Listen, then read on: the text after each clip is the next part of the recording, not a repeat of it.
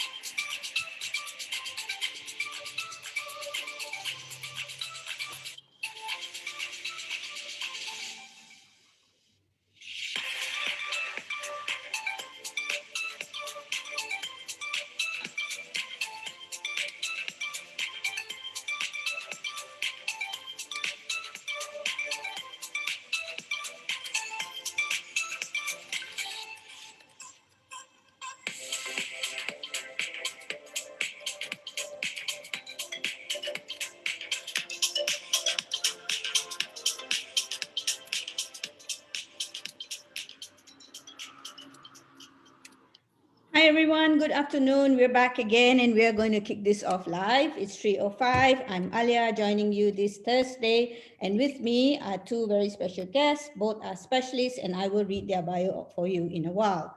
Right? Meanwhile, please, if you could, mute your mics. And it's okay if you want to turn on your screen or you'd like to have it off, but kindly turn them on later as we take a group photo with everyone. Right. To kick off, I'd like to wish all women on board on the screen this morning, this afternoon, a happy International Women's Week, and we're extending it to the whole month of March. So ladies out there, happy International Women's Week. Right, let's start. The topic for today is sleep, breathe, and mental health. How are they related? We've been having a lot of buzz. We've been having a lot of questions. Thanks to everybody who has penned down their questions. Most of these questions are very, very related questions to both the speakers. So let me introduce to you our first speaker of today is Dr. Norashikin Ibrahim, or Dr. Anne, as some of us call her. She's a medical doctor and a public health medicine specialist, trained from University Malaya, and has been working with the Ministry of Health for the past 25 years.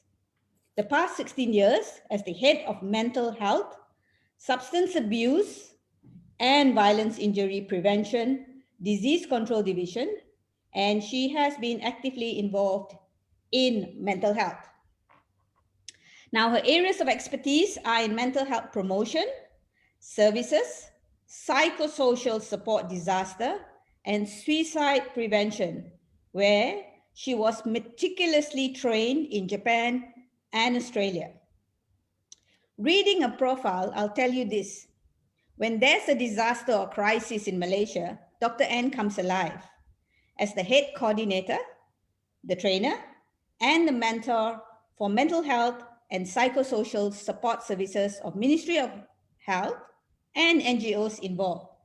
Now, to name just a few of the disasters where Dr. N suddenly has to appear is, of course, the COVID-19 outbreak, the unprecedented incident of the air tragedy of MH370 and MH17 in 2014, the massive flood tragedy between 2014 and March 2015, the pre- and post-deployment involving humanitarian mission for Rohingyas in October 2017, and of course, the chemical waste poisoning tragedy in February 2019. Now, how does she get away from mental jargon? She reads, hikes, and sings. Today, she's also our singing doctor.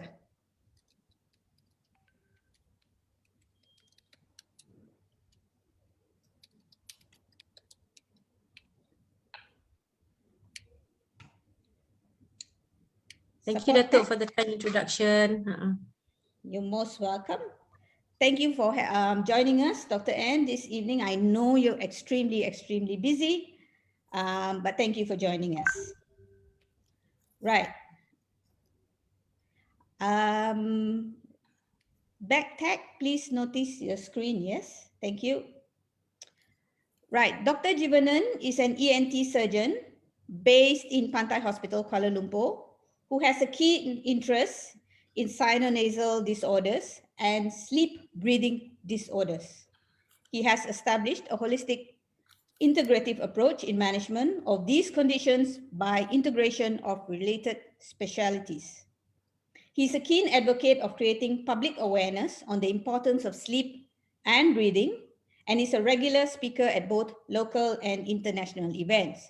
Recently, he has been quite busy covering quite a few international events. So follow him on Facebook, and he's more active on Facebook than LinkedIn. So you might actually catch what he's been doing there.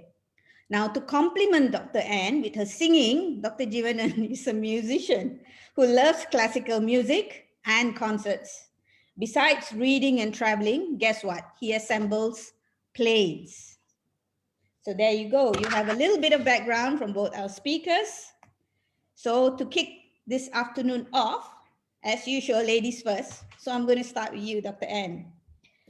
Dr. Anne, we have heard so much of hype on mental health awareness, especially the past 1 year, I would say, with the COVID-19 pandemic.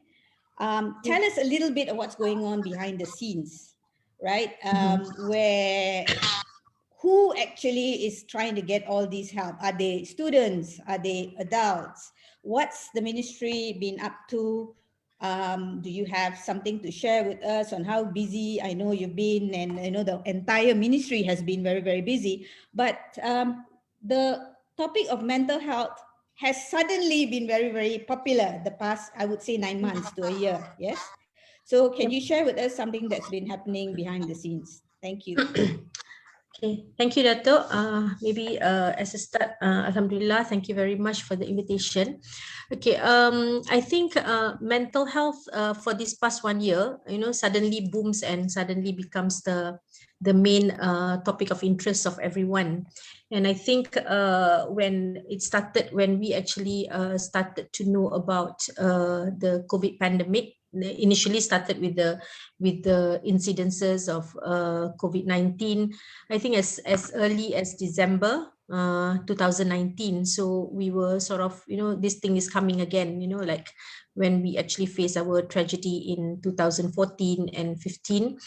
And at that point of time, I think one of the things that ministry has initiated, because we knew that there was no back turn towards in terms of increasing level of stress at that point of time. So we have started initially with a service, what we call as mental health and psychosocial support services, which was actually started by the ministry way back in the year 2014 and even earlier, although it's probably not documented in that sense.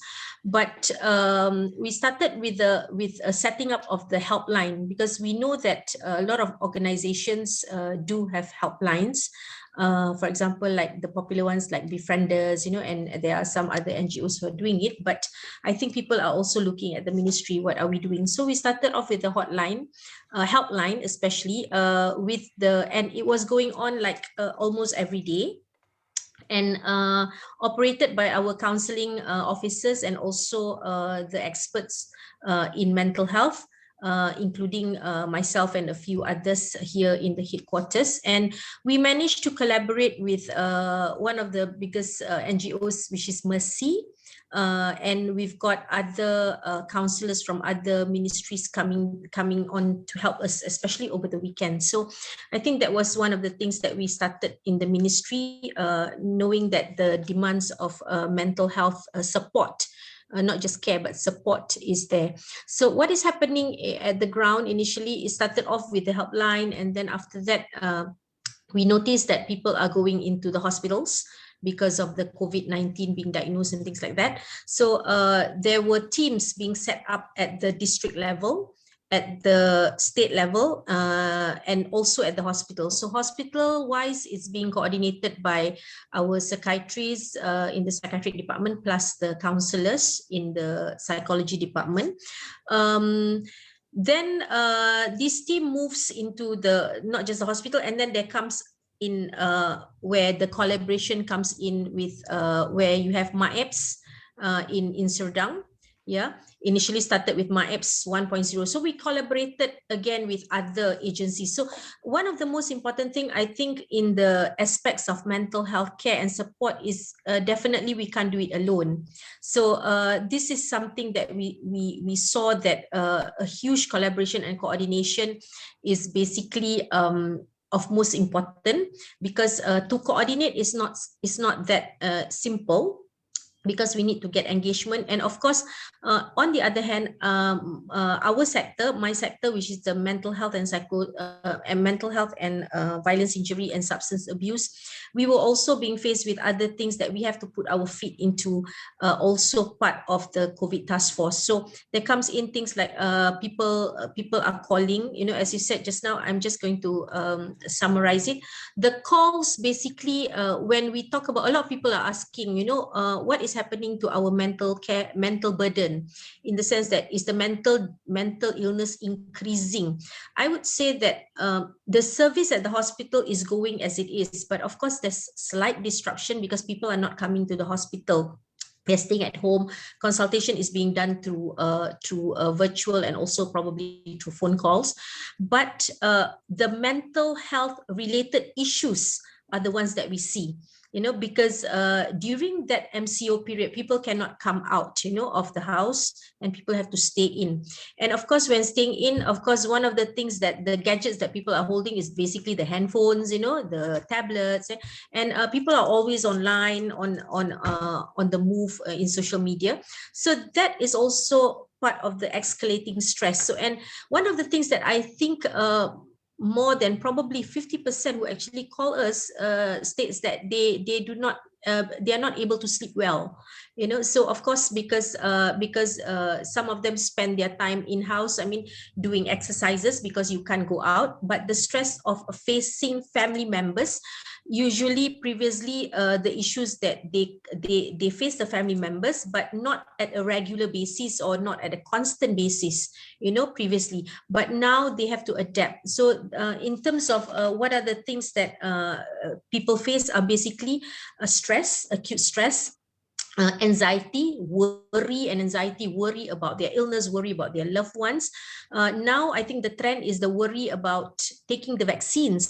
People are like taking the vaccines. So the calls that we're getting now, belum, tak boleh, kita ikut turn, sebab kita yes, kita biarkan, tak apalah, kita, walaupun sometimes I do go down and I actually see also our staff kan kadang-kadang, tapi kita ikut turn.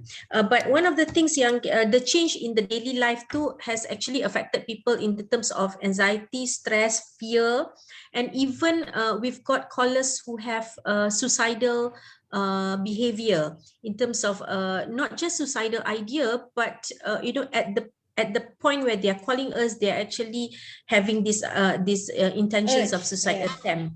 Yeah, so those are the things that we face, and I think that challenge, to how do we get back to resilience?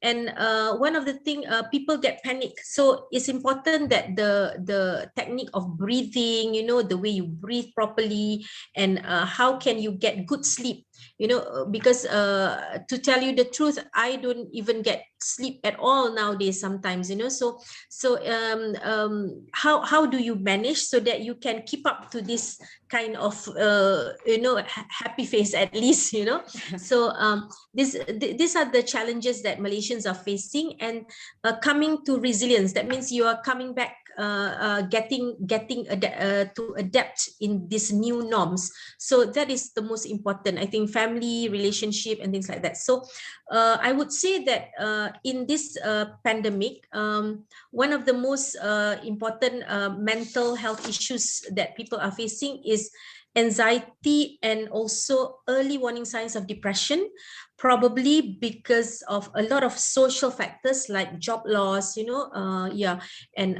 family conflict, and even separation in terms of divorce, no income. Those are the things, Dato. So I'll stop Yes, there. we Okay. we do see the numbers rising, right, from people who have lost their jobs.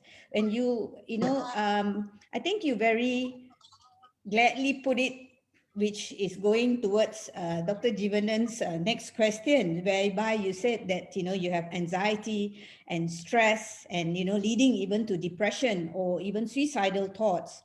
Yes. Obviously, I'm wondering how they're actually going to sleep, right? Because you're having all this, and yet we say that they are sleep deprived or having sleep difficulties.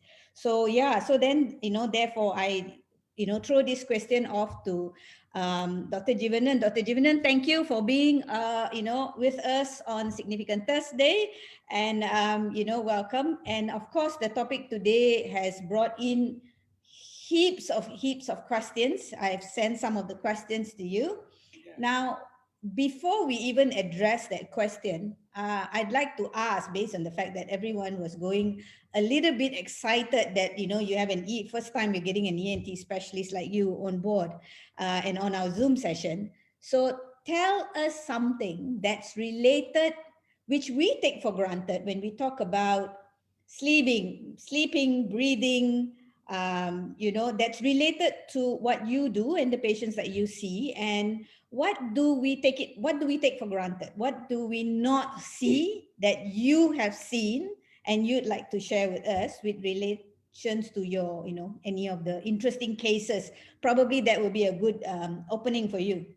Take it away. Yeah, good evening, and thank you for having me here. And you'll be wondering what's ENT got to do with this. And trust me that I'm probably one of the few ENTs who have really sort of put this thing together, where there's so much of integration from the time you're actually conceived in the uterus, from the time you're born, how you lead your childhood until you lead your adulthood. There's so many things that actually come into play that we're actually priming ourselves for mental health diseases from a very, very young age. And that's very scary. Now, one important thing I'd always like to say, if you ask anybody in public generally, right, there's a lot of emphasis on diet. We've got this diet fads, diet craze. Everyone goes to the gym. This whole concept of MCO and not being able to go out and exercise. These are things that, what do you call them? These are things that everybody talks about. But has anybody talked about how important sleep is? Yeah, it's something that it's time, nighttime, it's time for us to go to sleep. But nobody looks at sleep as the same way as what we look at diet and exercise. Now, why is that? Because sleep gives you the maximum amount of health benefits with the least amount of effort. If anybody tells me dieting to lose weight is easy, please ask that person to talk to me, because I want to know what the secret is. If anybody tells me exercise is easy to maintain good health, also tell me. But tell me how easy it is to sleep. But today, I'll tell you, majority of the population are not sleeping properly, and I'll put my neck out on the chopping board to tell you that, because when it comes to sleep, it's not just duration; it's also quality. And what we do during the daytime has a very, very significant impact on how we sleep. The second thing that something that I want to talk about is, why don't people think that mental health and sleep and breathing are so important? Because when psychiatrists or even psychologists, when they treat things like anxiety and all that, one of the biggest things that they look at is breathing. But why is it that when it comes to breathing, nobody seems to think that it is important? Now, you ask somebody who breathes, where do you breathe from? How do you breathe? The first portal of entry is your nose. Now, if your nose is not working very well, I'll tell you, a majority of people are not having good noses, because all these people who have so-called, I've got sinus, and then they just keep quiet about it, they don't deal with it. I don't have to say about the quality of air that we breathe outside in Klang Valley, at least. True. Yeah. So if that kind of air is going in through your nose, can you imagine what is your nose going through? And most often than not, most people, when they go to the gym, I always make it a point to observe people, and most of the time you see them, they're huffing and puffing away through their mouth. And what they're doing during their exercise is actually very counterproductive as to how they breathe. So you see, there are lots and lots of things. And if you remember that I told you, the problem starts in utero. That means when the mother is carrying an unborn baby, you can decide whether this child is going to have sleep disorders or not.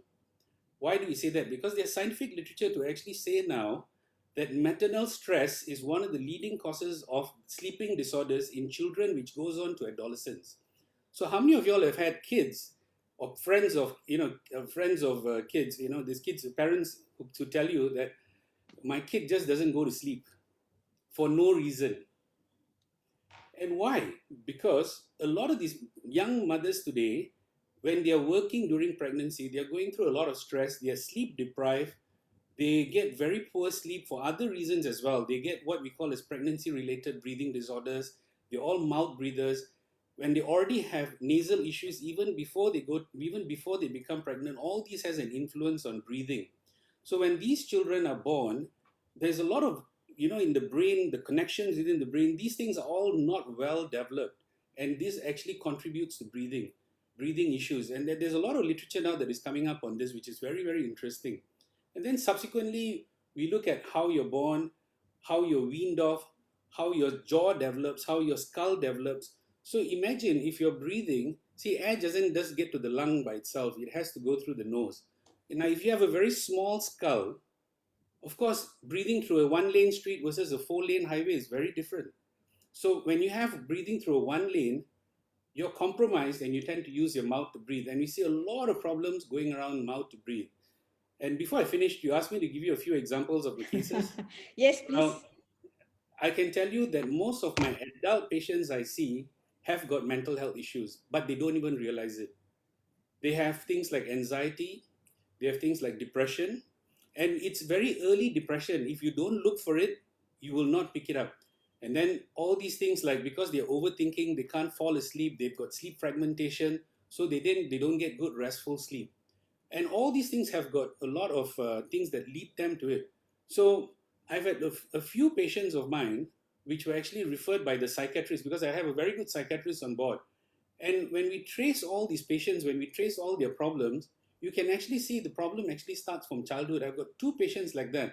And the problem is, if you don't identify them early, when you get them late, and when you treat them and stuff like that, it's much more harder, because when we put them on antipsychotic drugs like antidepressants and all that, the drugs itself has an effect on sleep.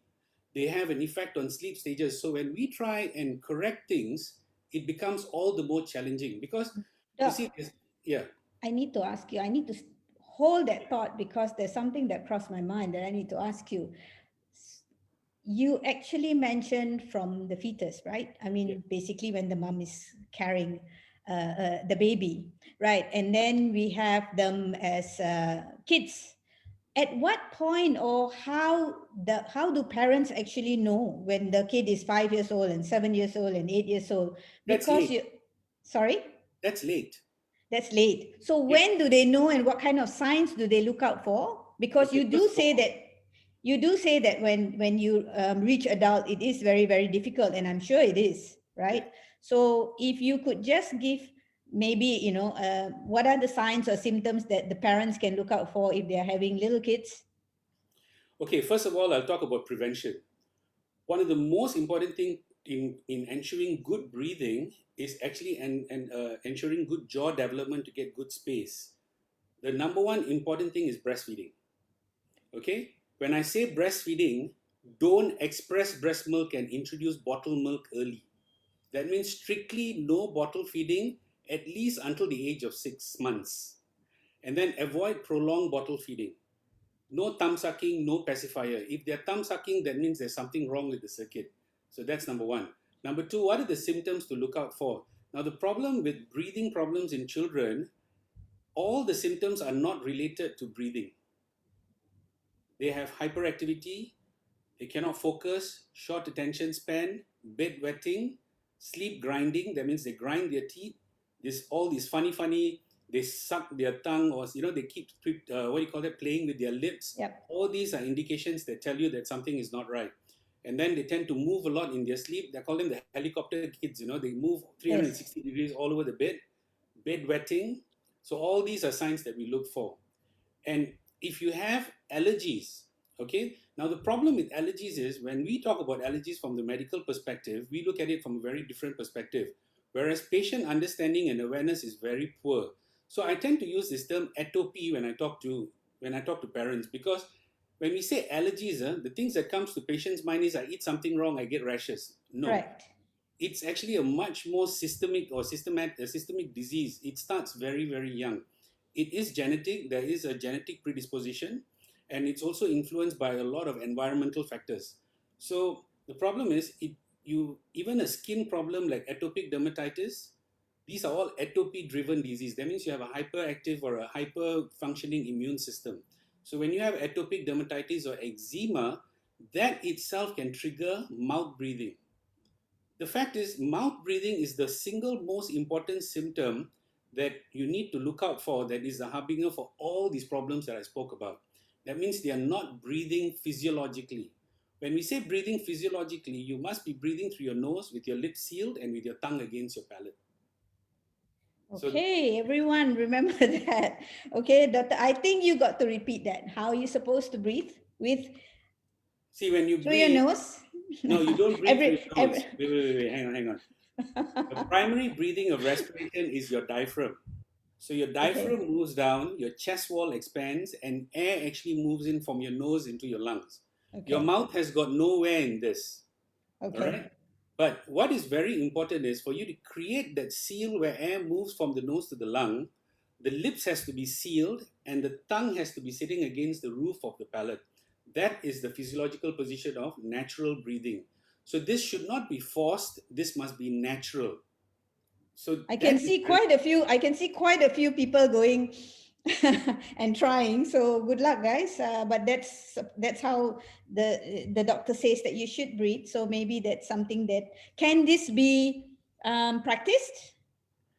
Okay, first of all, consciously? you have an adult. See, the problem is with adults, all the structural changes have already taken place. Now, as a child, between 4 and 8 years, we can do a lot of growth modifications. That means we can push things into place to allow the child to grow properly. And this is what I said about holistic, integrative approach with dentists, with osteopaths and stuff like that. But once you're an adult, if you've already grown into all these problems, remember that when structure goes wrong, function is compromised, and you learn a lot of habituations and adaptations. So you need to correct adaptations and habituations. You may need to do some structural corrections, and then after that, you're able to maintain your physiology. So it's a lot more define complex. Structural corrections. Yes. So we look at general posture, a lot of things that you need to take into consideration. Okay, everyone sit up, let's breathe. And before I head on to the next question, to everyone who's just joined us and you're a bit late, I can see everyone's adjusting their seats and their posture. So good afternoon, everyone. Welcome to Significant Thursday. For those of you who have joined us, now we have Dr. Ann from KKM with us, who is the mental health specialist. And obviously, you just heard, if you're a bit late, from Dr. Jivanan, who is the ENT specialist from Pantai Bangsa. Right? Okay, let's move on to the next question. Dr. Ann, you've heard so much, and I think there's a lot of correlation and interconnection between now we are starting to talk about breathing and sleep patterns. And we're not just talking about us today, we're talking about going back from we were babies, from infancy state, right? So, Yes. So obviously a lot of questions that came in, we don't know whether the people on the show today are actually having mental, challenges. I would say I'll never call it a disease, but I'll say mental challenges.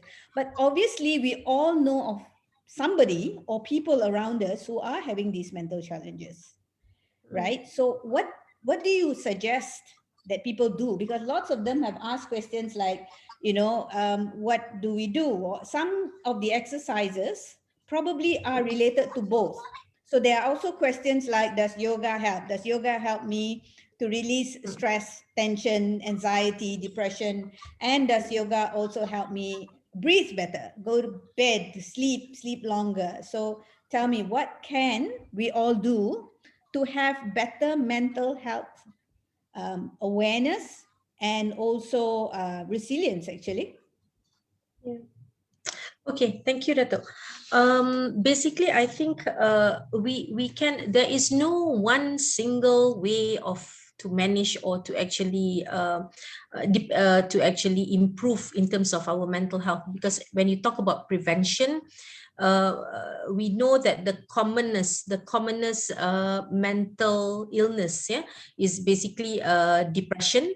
And also now we're talking about anxiety disorders. But of course, even if we are actually diagnosed by a medical doctor or even a psychiatrist or to have mental illness, that does not mean that you are not supposed to take care of your mental health. You must always making sure that even if you are on medication, you have to do other things. So I think I also saw a lot of questions whether yoga, so if you talk about tips of handling, because most of the time when you talk about mental challenges, basically the entry point would be stress. It is still stress. You start off with stress, and then stress is good. It's not to say that, because sometimes if you kata, I don't want to get stressed, let's prevent stress. You can't prevent stress, because stress will always be there. Yes. And most of the time as we are speaking also, everybody is going through some challenges in life or some stress, whether be it acute or whether be it chronic. So upon handling that particular, how do we cope? Coping is one of the word that we usually use. But even then, it's very much when if you look at Dato, I think I have actually sent you a slide there. Yes. Whereby, yeah, we've got like for the just on top of, because I have been talking about this, I think, for the past many years. We have tips, definitely, but the tips may not work for everyone. But generally, when you talk about the first tip is actually when you are stressful, or how do we cope? Of course, people say be calm, Breathe. bertenang, ya, breathe, Yes. but people say, along kerja ai, macam mana mau breathe, Yes, something correct. like that, kan? Yeah, you're telling me to breathe, mommy, it's not going to help me, something like that. So these are the things that teenage sometimes tell us, you ask us to breathe, you ask us to be calm, it's not going to help. But yes, the art of learning how to breathe, but at least, because how to breathe properly, that's important. Macam tadi Dr. Jiva was saying, breathing, that means your diaphragm goes down, your chest expands and things like that, kan? But sometimes people don't even know how to breathe through their nose tu, itu pun tak tahu, so basically you can go to the last a few slides. These slides can be shared later, but at least go down to the other part yang handling stress there. There's about 10B there, okay, one more, yep. So basically, one of the things, if it's in English, it's basically to breathe, deep breathing technique. This is what we call as deep breathing technique that we advocate, so whether you stand or whether you sit, we give some sort of guidance on how to actually do proper deep breathing technique. And the other things is actually sometimes, most of the time that I find when people are facing life challenges, they are also being faced with a lot of past history, trauma. Ni banyak lah, you know, and sometimes this relate, and especially those people who love to see Korean movies, because I do see Korean movies, not for the sake of because it's so popular, but because I find that there are a lot of messages that relates to mental health issue. People actually manifest a lot of symptoms because they are also relating to their past history, you know. So basically, when you talk about the other aspects of actually coming about to handle mental health life challenges, is basically about spirituality. That's also important, because spirituality, some people say, like, you know, spirituality does not equate to religion. Itu importance for some, ya kan? So spirituality is basically the having the faith, and that portion of part in mental health is very, very important. The other things is, like, maybe one of the slides shows that actually when you are at the verge of having problems or having issues in life, and you are down most of the time, you can start by talking to someone that you trust. That's important, because that would be one first step, so that you don't boil everything inside. But on the top of that, of course, the other things, like maybe for people from abroad, sorry, who may not be able to grasp the bahasa Malaysia, Malay word. So number 5 is basically to share your feelings with someone you trust. Number 6 would be massage. Although we say that, you know, when you are tired, you know, the shoulder and neck massage is very, very good. It helps. Even reflexology, you know, so people go into, like, Dr. Sagita is like moving. We're quite glad that finally it's all open, right? The past few days. So basically, yes, because I think if you can get someone to actually massage your shoulder and neck, you know, because these are the areas whereby when you are stressed, sometimes you don't even know that you are stressed, you don't even know that you are facing symptoms, but basically this part feels very heavy. So the other one, when you talk about number 7, is to rest, and rest is basically also covers sleep, the one that Dr. Jivan is very, you are well expert in that. This is something that is very important, because sleep sometimes, you know, when you go into these apps, you know, especially the young ones, they go into these apps of actually measuring how deep is your sleep, because you can sleep for 4 hours, but actually you don't actually sleep most of the time. You only get a deep sleep for about 50 minutes. So sleep and listening to music, you know, is a therapy. It depends on what kind of music you like. And the other thing that we advocate for how to actually to take care of your mental health, you know, is basically to go for, that's why people go, people are very upset because the borders are not open, you know. People want to go for holidays, you know, cuti, not just Malaysia, outside of Malaysia. And the other two, the number 9 and number 10, boils up to actually exercising or doing physical activity and positive thinking. When you talk about doing physical activity, some people are motivated enough to stay in the house, you know, during the MCO and does physical activity. But some people, you know, you have to go out. Because to get the fresh air. That's why people say when you talk about breathing, you know, when your mind is boiled, you get fresh air. Those are the kind of terms that they use. But what I can say is that these two components, especially exercising, Dr. Jiva, you were saying that if you say how can what are the ways to actually reduce your weight by exercising, you know, because it's not easy to maintain. You can start exercising, but to maintain your positivity, to continue exercising and doing physical activity for the sake of to improve mental health is not easy. Because I can say that when you do exercises, automatically the endorphins or the endocannabinoids will be out. So basically that itself, that hormone itself can actually reduce or can actually help with your mood. So one of the things that I always advocate to the people who are actually having acute stress, or they are feeling angry, and you feel like, you don't feel like talking to people, you put on your shoes, your flat shoes, even if it's not a sports shoes, and go walking. So at least you start to walk. So that will be among the things. But I think the previous slide, Dato, shows about talking to someone. So this is the campaign, the previous, I think one more slide, this one. So this is something that, this is not something that probably just tells you that your problems are going to go off. No, but this would be one of a few methods that you need to reach out to someone when you do have problems.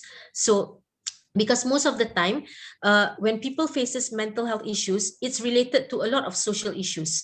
The social issues can be because of that, they worry, because of that they can't sleep, they can't breathe properly, they get panic, they get angry. So these are the things that you need to start talking to someone, and even starting off with probably looking at the mirror and talking to you, and telling yourself that, yes, I acknowledge that I am having some issues. It's affecting my mental health, I'm not sleeping well, and I need help. So start talking to someone. So someone that you trust can be anyone from the professional, even professional, because someone that you trust can actually, you need to have that confidentiality. And it can also be your best friends, or it also be your family members that you trust, and that can accept that you do have problem. Not a person who actually comes to you and say, I can't sleep for the past 2 weeks. Why you cannot sleep? You got good aircon lah, your home, your family is good, and things like that. So I think those are the things. And of course, sorry. Speaking about, I'm going to butt in here and quickly ask you a question. There was a question posted earlier when we talk about, yes, you are sleeping in a good condition with nice aircon. What kind of temperature is a good temperature to sleep? I don't know between you and Dr. Jivanan who's going to take that one. But yeah, have a go at it. What's I your don't know, recommendation? Dr. Jiva, just to ask you, but I know that sleeping in aircon is not good actually. Tu sajalah. Habislah semua orang Malaysia. Habis aircon lah, but of course I leave it to Dr. Jiva. Okay. Yeah, actually, the ideal in our sleep books, we recommend that you sleep in cooler temperatures, because when you sleep in cooler temperatures, you actually sleep better. And the recommended temperature, there's nobody in Malaysia who can sleep at that temperature. It's actually 18 degrees. Your aircon will get spoiled very, very fast if you sleep at 18 degrees. But I find, 18, Dr. Jiva. Sorry? 18?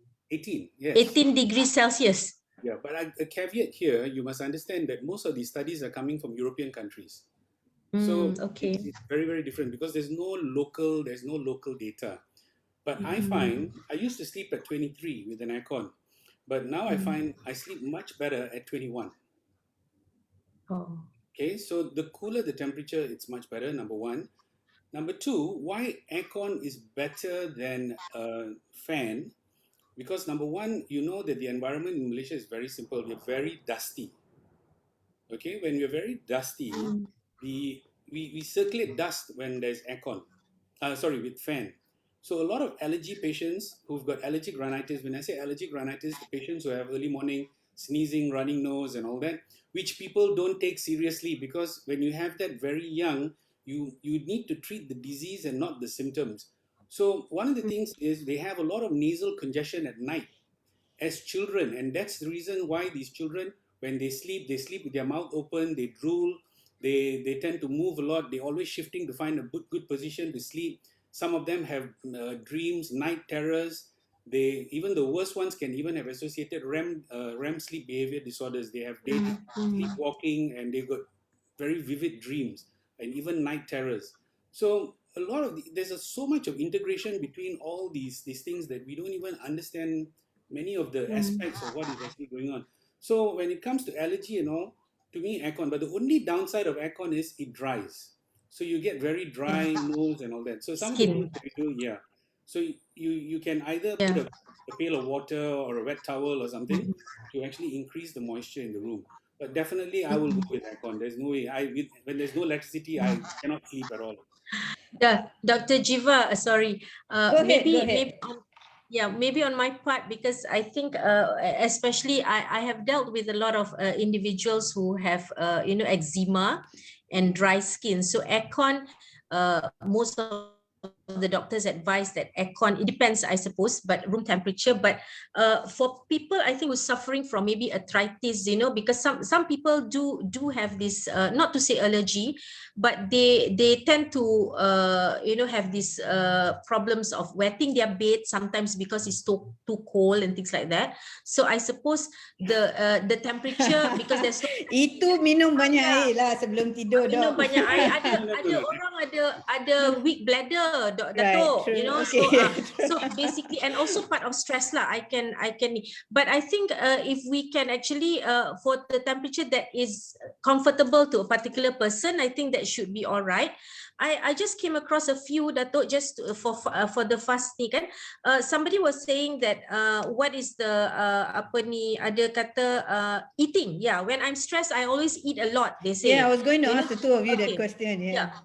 But I think one of the things, my experience of especially dealing with teenagers, we try to get them to eat like fruits, Healthy food. and also vegetables, and also maybe if they cannot kena rajin sikit lah untuk nak grind, things like the healthy vegetables and healthy fruits lah, especially if you tend to eat a lot, munch apple and not jajan. Jajan, Nepal may not understand what jajan is, the tidbits yang biscuits in between those things. So that will help. The unhealthy snacks. The unhealthy snacks, because it will make you you will put on weight, because as you age, maybe a lot of here they are teenagers, so their metabolic rate is very high. But I know a lot of teenagers who have very little sleep in that sense lah, because today's topic is about sleep and ni kan. And then Izwan is asking, just to ask a little bit to answer here. Izwan Zakaria, hi, what is being done to create awareness for parents, teachers and children on the right breathing technique? Okay, in our syllabus, Izwan, I may not be answering for Ministry of Education, but I know that because we're working with them for quite some time, we have what we call as a healthy mind program in school.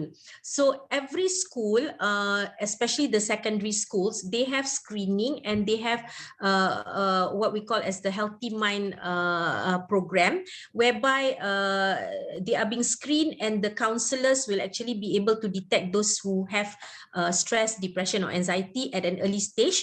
And of course, breathing technique is also part of that intervention. The early warning signs, we are working very closely with them, especially the early warning signs of suicidal behavior.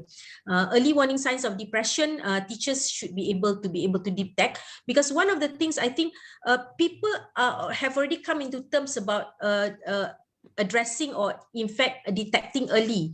But what is the most important is the stigma. People are not coming forward because of the stigma. So sometimes macam now when you say I have depression, are you truly having depression, or are you just having acute stress? So that's very, very Or important. are you having anxiety? Yes, are you having anxiety? You cannot just to tell you, you cannot just simply diagnose ourselves. Itu yang penting. Jangan diagnose, get help. That's the most important thing. So I think I will come back to the questions.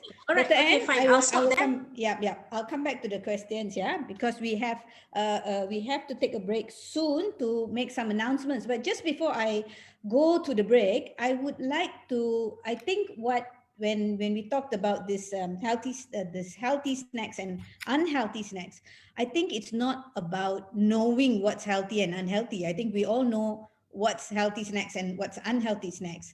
I think the issue here is when people are stressed, or they claim that they are stressed. So it's like a catch-22 situation. Are you eating because you are stressed, or when you are stressed, you end up eating, right? So this is something that, and then again, it's not applicable to everyone. I don't eat when I'm stressed. So I don't know why people say when you're stressed, you eat, because there are some people who don't eat when they're stressed. Can I bring up a few points Go ahead. just very quickly about what Dr. Shikin said? Now, whatever she said about breathing, about the neck pain and all that, from a medical point of view, let me give you a few things that we look at. Now, a person who mouth breathes develop what we call as a forward head posture. This happens from very young. Now, if you have a forward head posture like this, you develop a lot of strain on your neck and your shoulder. It happens even as young as 3, 4, 5 years old, we see this. So you see them, the body is actually, the head is tilted forward, the shoulder is tilted like this, and these kids are never standing straight. So these are the teenagers you see that they shift their weight to one side, but they don't have any pain, but they're already putting a lot of strain on the pelvis is tilted. So as you get older and older, holding this pain, this is what causes a lot of neck and shoulder stiffness. It's bad breathing. And you even have issues with your arthritis on one side and all this. You're actually priming for these problems. And then you talk about stress. See, every individual relates to stress differently and they respond to stress differently. Now, if you put all the pieces wrongly in place from a very young age, why won't you respond to stress badly? Rather, if you can change the system, make sure you don't develop bad habits, breathing correctly, you actually get better, you actually don't go into these problems. Why we are seeing a lot of these kids are having issues now is, number one, we are not doing things to them that we were meant to do when they were growing up. Number two, we are not looking at their breathing. Number three, they're all hyperventilating. Number four, they're not getting enough sleep. They're not getting good duration of sleep. Number five, they're eating rubbish. So you see, breathing, why is breathing important? Because it's all about getting enough oxygen. Okay, but it's not just enough oxygen. There's a role of carbon dioxide as well. Important to get air from the nose to the lungs. Important for air exchange to take in the lung. Important for the cells to take up oxygen from this blood. Your diet is going to start interfering with what your cells are doing in terms of taking up oxygen. If you have bad posture, you hunch, you sit like this, how's your diaphragm going to move? If you've got a lot of chest, neck stiffness, your chest wall can't expand. So it's a lot of factors that are going into, especially children. Parents should be monitoring children even during their teen years, because I see a lot of teenagers, they are up till about 12, 1, 2. You look at the whole social circumstance of school today, all right? In Klang Valley, how early are children getting up to go to school if they're using bus sekolah? They are up by 5 o'clock, 5:30 sometimes in the morning.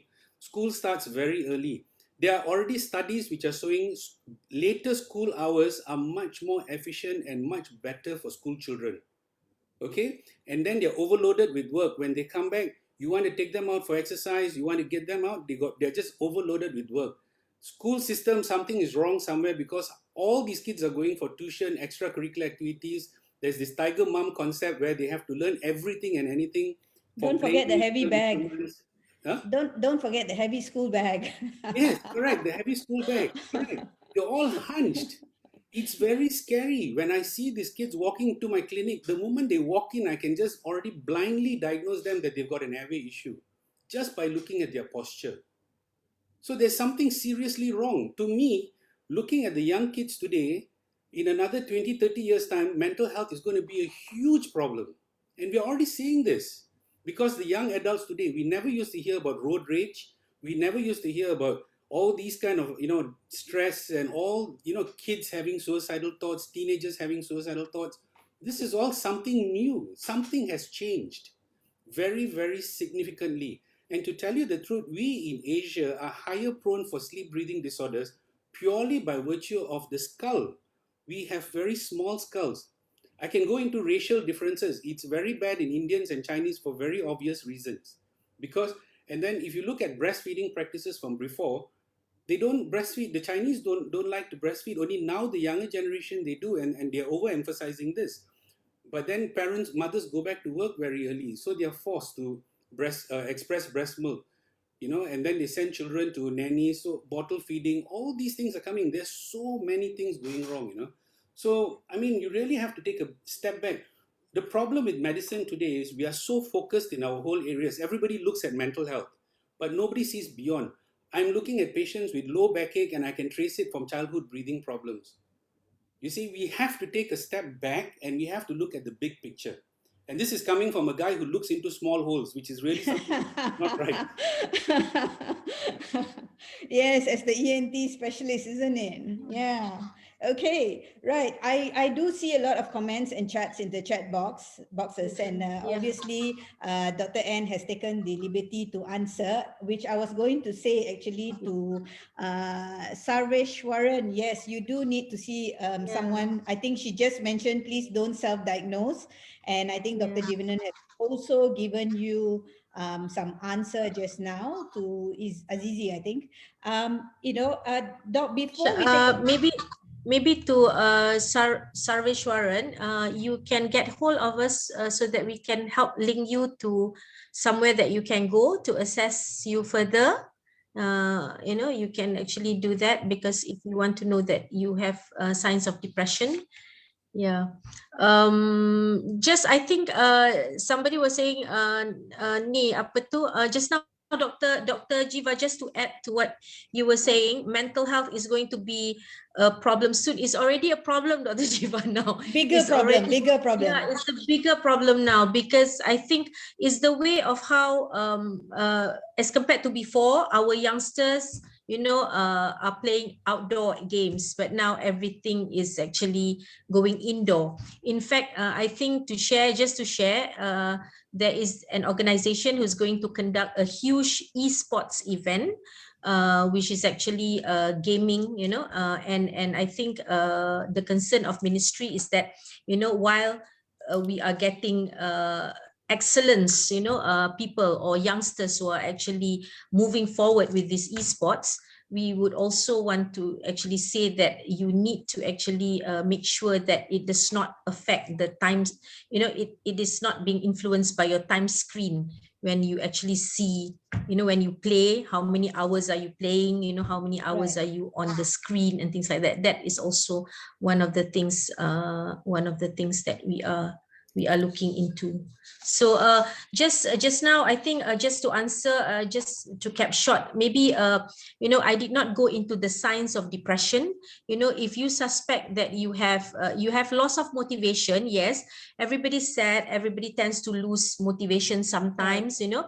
but looking at the symptoms, you have to have certain salient symptoms, like to sort of make sure that it is actually going towards that. If it is going towards that, basically one of the things to look into is persistent feeling down, and not hopeless, losing the interest of the things that you love to do, and also this probably the symptoms can actually last you for about 2 weeks.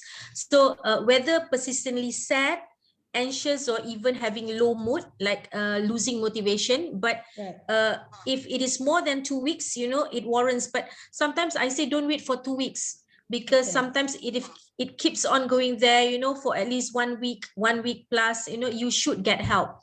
And loss of interest, that's important, because sometimes I find that nowadays when people want to exercise, because if Dato, I can share with you, Dr. Jivan and everyone, Dr. Sangeeta, I have found an interest in going hiking.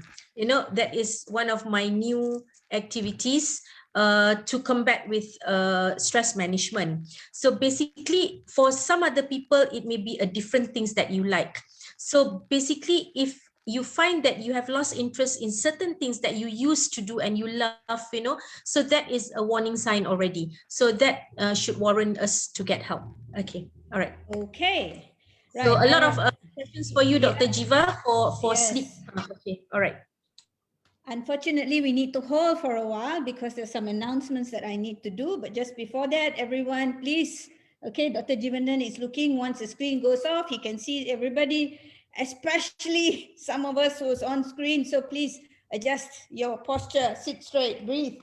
And let's go behind the scene. I won't do Let's what go they with our did. let's go with our announcements. I am extremely cautious today, Yeah, okay. To everyone watching, on behalf of Yayasan Health on World, firstly, I would like to inform you guys on some updates. Right, for those of you who have been following our Facebook and also our LinkedIn channel, you would have noticed that we have a existing fundraising program going on.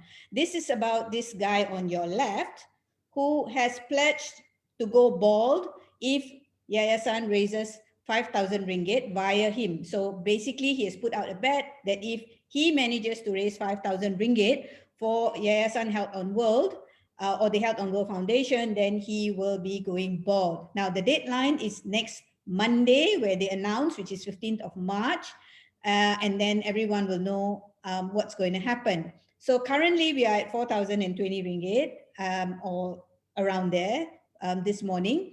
So there's just about 5 days before we actually reveal, and will he go bald? Let's find that one out. The money will be going for us at the 𝐒𝐢𝐠𝐬𝐝 Foundation to continuously do the workshops that we want to do. But this round, especially for students, in particular the B40 community, for mental health and emotional resilience.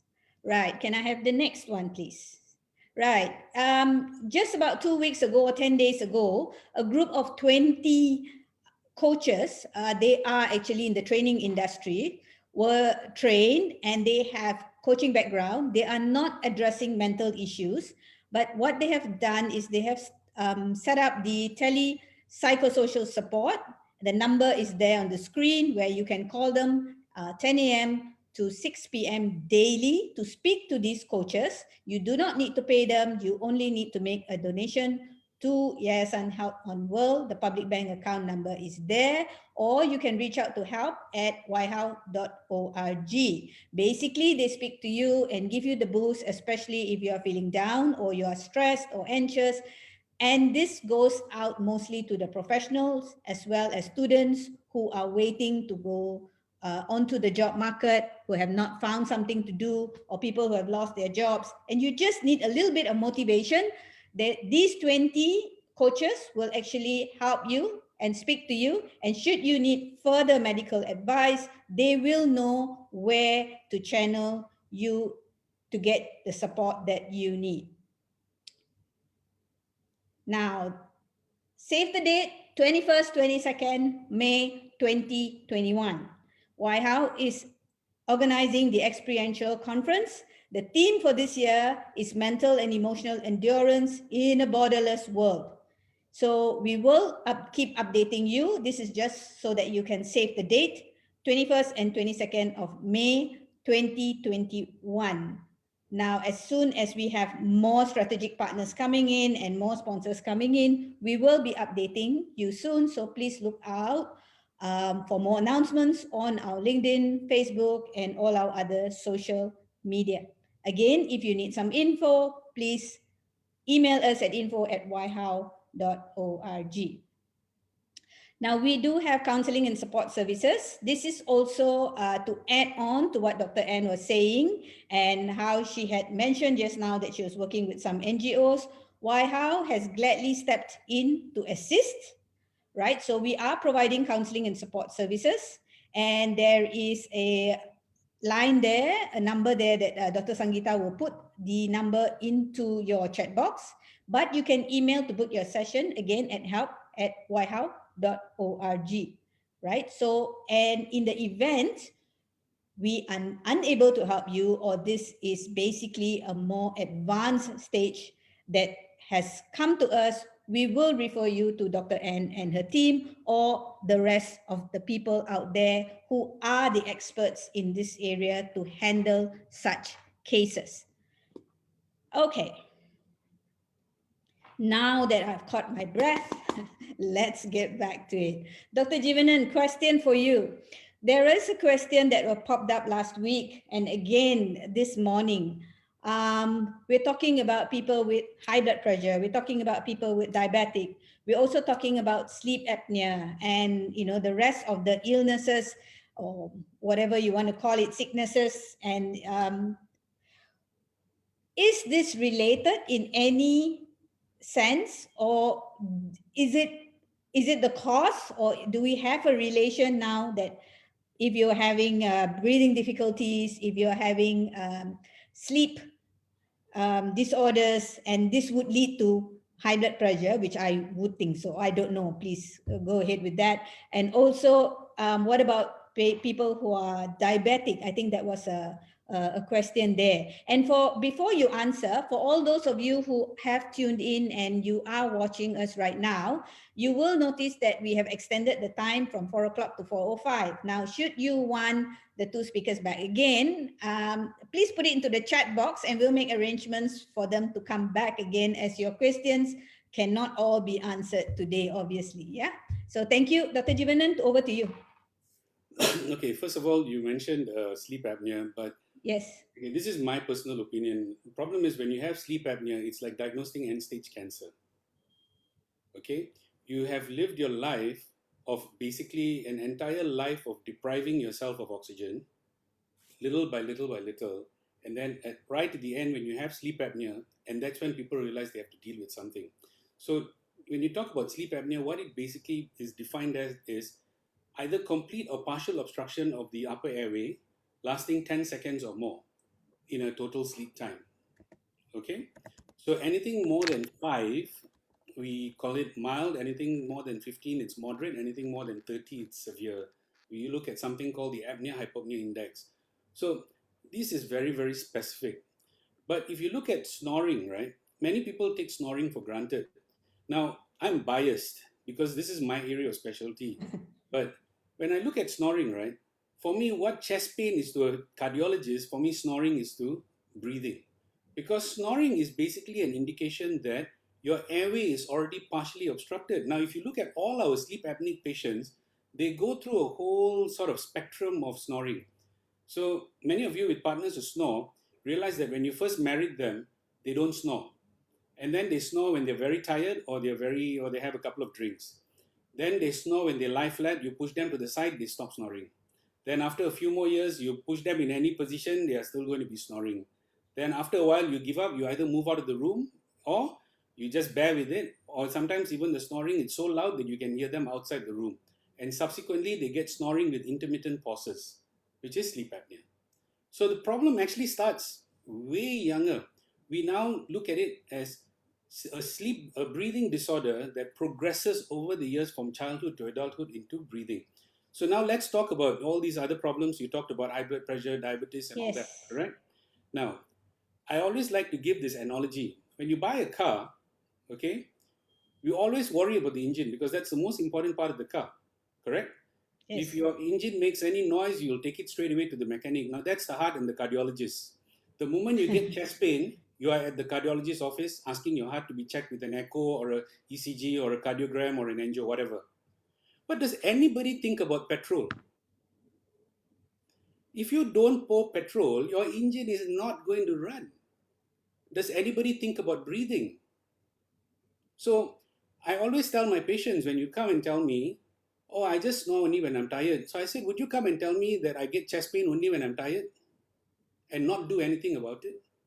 So because you're chronically deprived of oxygen, you go into chronic oxidative stress and you result in your body having chronic inflammation. And this is going on for 30 over years or 40 over years.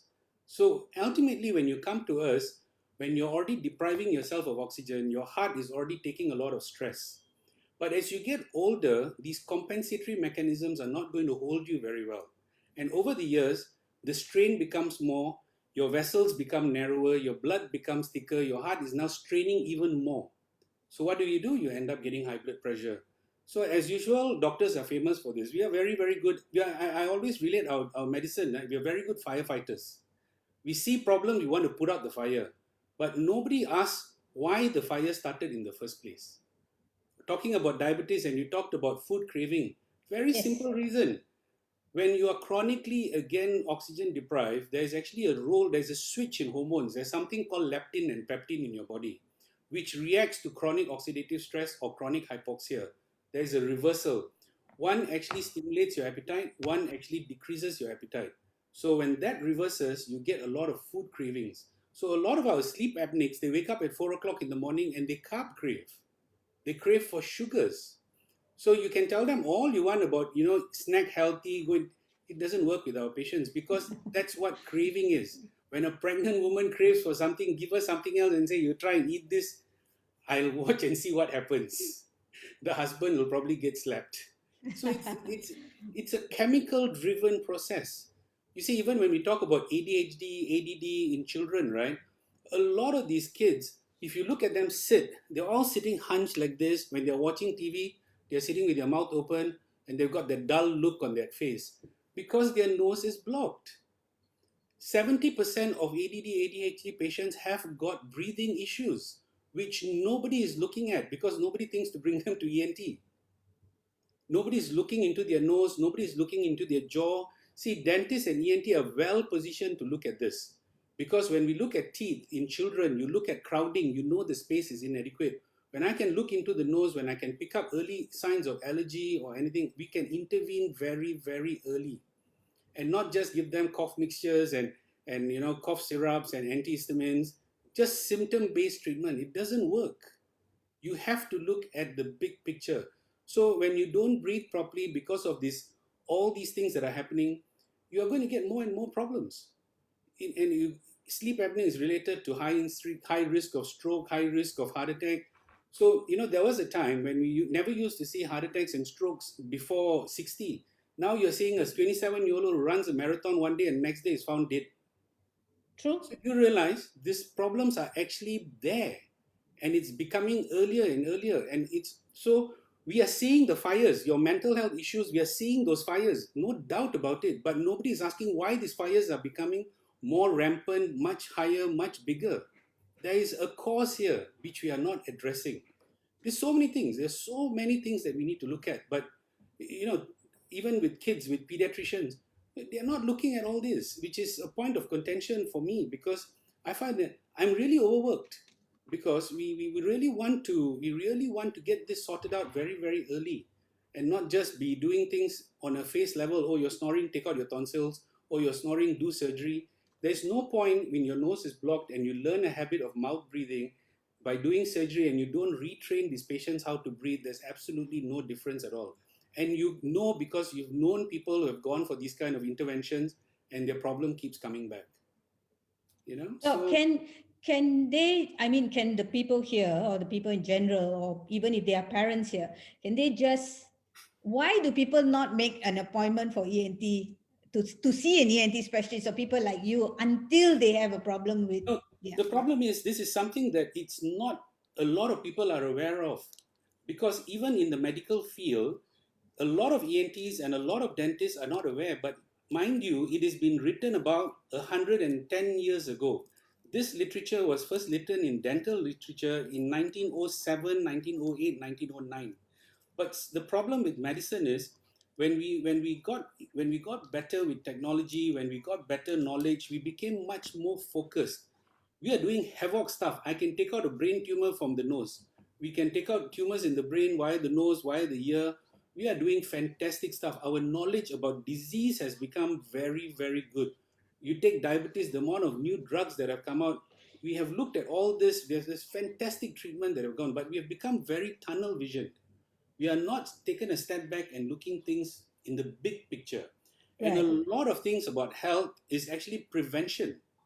Why put out the fire when when all the damage is there? You see, I'll give you another example, and this is something that I'll tell you none of y'all have heard before. Google breast cancer and obstructive sleep apnea.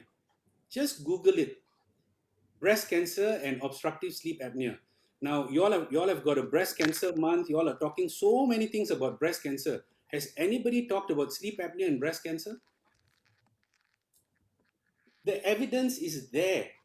And it's because of chronic hypoxia that has a lot of role to play on gene expression, which is what is triggering breast cancer.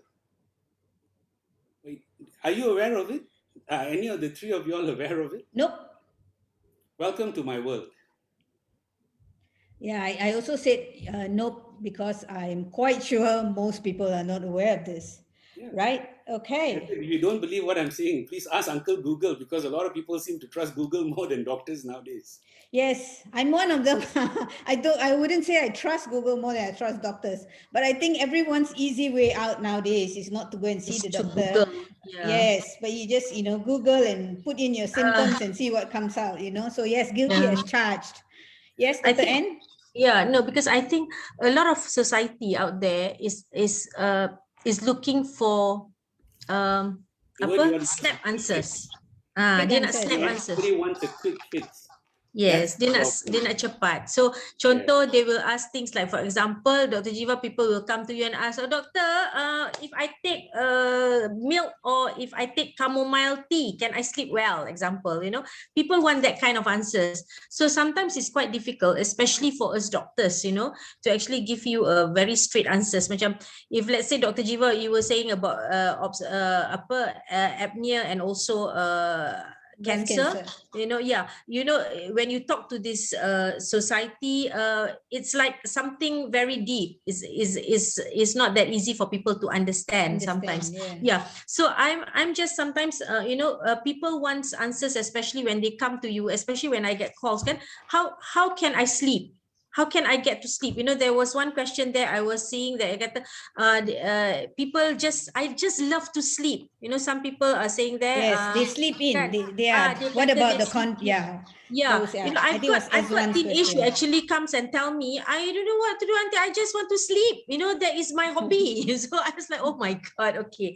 But even then, I think trying to get them to do new things, because mental health is about exploring new things. Mental health is about getting in line with people, to be actually comfortable with your surroundings and things like that. So one of the things that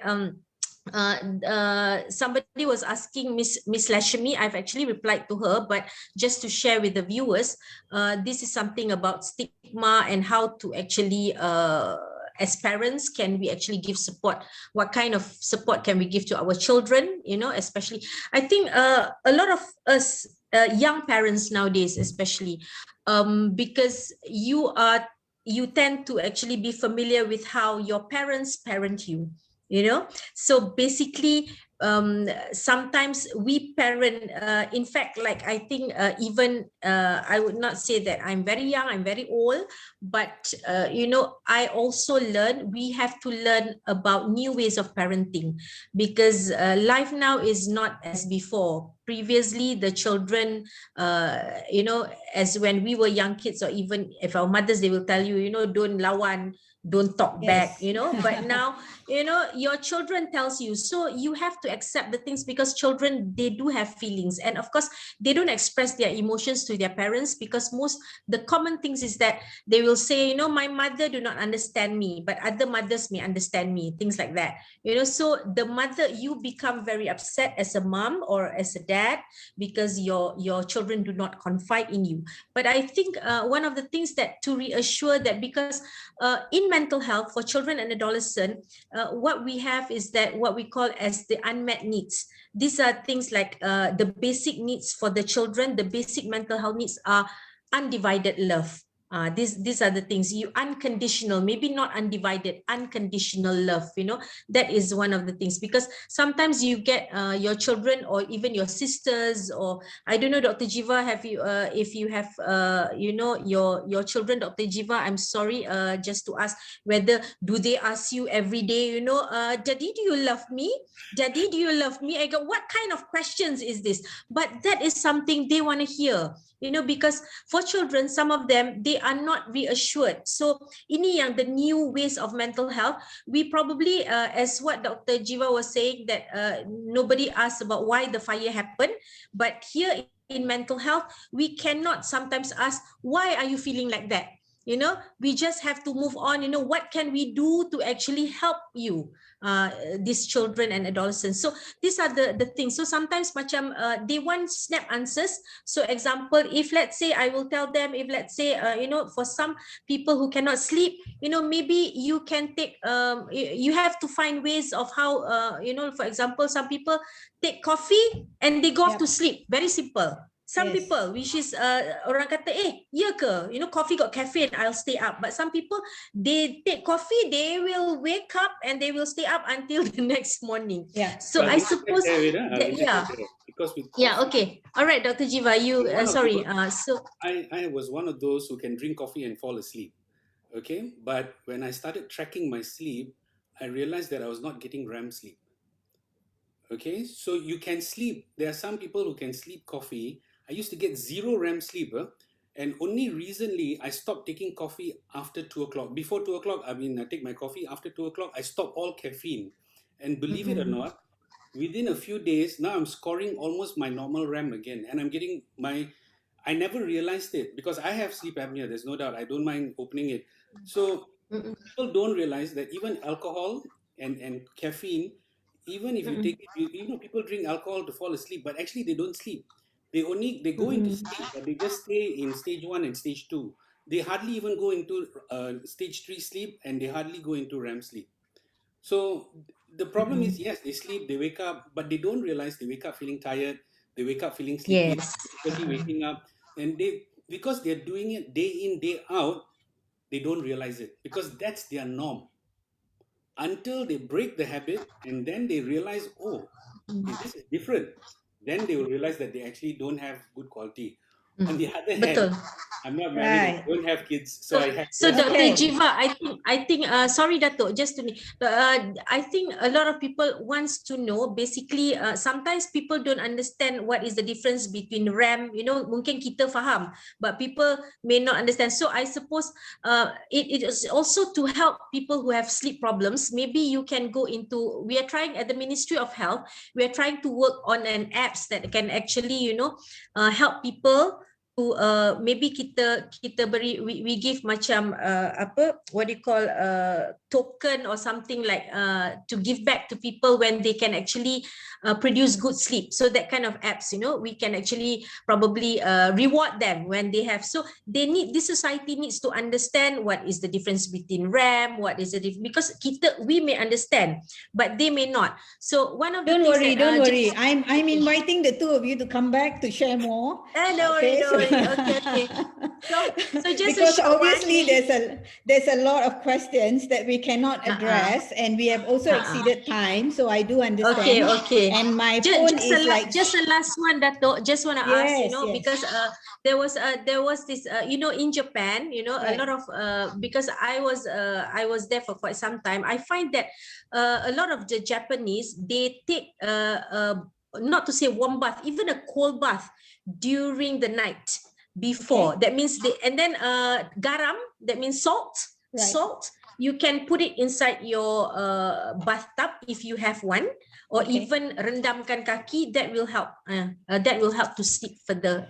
Hopefully, some tips that you can pick up. Okay, so there's, okay, right, everyone, thank you so much for waiting on. I know I've taken everyone's time, and of course our two speakers are going on, so we'll definitely need to bring them back. I've got a message from Dr. Sangeeta saying bring these two back, so yes, you're coming back. Thank you very much in advance. But having said that to everyone, I'm quite sure I don't need to do a conclusion, as they were pretty clear and very, very clear. So no issues. Reach out to 𝐒𝐢𝐿 and we'll tell you how to get in touch if you would like to see Dr. Jivanan at his clinic, or if you need some help with Dr. Ann and her team in mental, with your mental issues or mental health issues.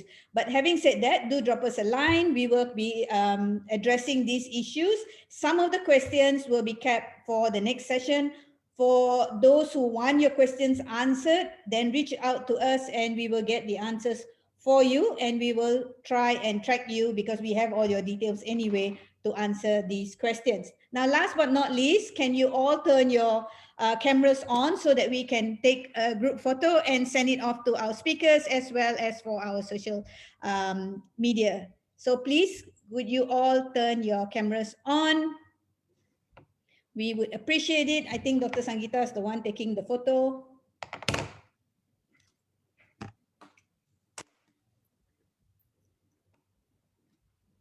Okay.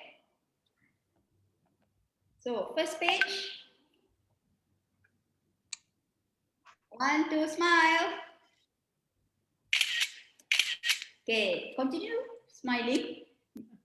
You don't know which page she's at anyway, so just smile. Continue, 1, 2, smile. Okay, done. Okay, so last but not least, thank you very much. There are lots of thank you messages coming in. So thank you very much to especially both the speakers, Dr. Ann and Dr. Jivanan. Thank you for joining us. I know it's a working day, but thank you again. And I welcome you back again. And of course, to all of you who asked questions, please, follow us on our social media, follow us on YHow, Yayasan Health on World, and also our Facebook, and we will be answering a lot of your questions. Please save the date, and we shall see you soon. Signing off, this is Aliyah. Thank you, everybody, and have a good weekend. Thank you. Thank you all. Bye. Bye, Dr. Jiva. Bye, everyone. Thanks, Dr. N, Dr. Yunan. Bye. No Thanks. problem. Bye-bye. Bye. Have a good weekend. Sing a song. Yes. Aduh.